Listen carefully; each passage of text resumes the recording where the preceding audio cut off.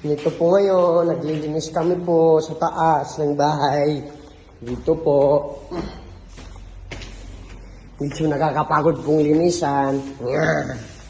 Kasi malaki yung bahay. Ayan si Myra. Naglilinis.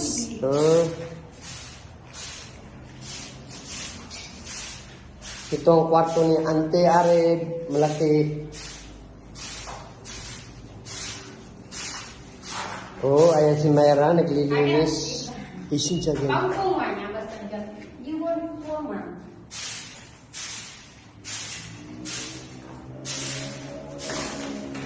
I-video na lang natin mamaya pag tapos na maglinis. Oh, ito, nalinisan na to. Ito, itong isang kwarto na maliit. Oh, ang limpyo. Nawalisan ng mabuti. Na. Oh. At dito ko naman nilagay yung mga gamit ng mga panday. Lahat ng gamit nila dito na nilagay. Ako pagkasin bersama ko. Dapat na short video. Oh, ayan po, nagwawalis kami po.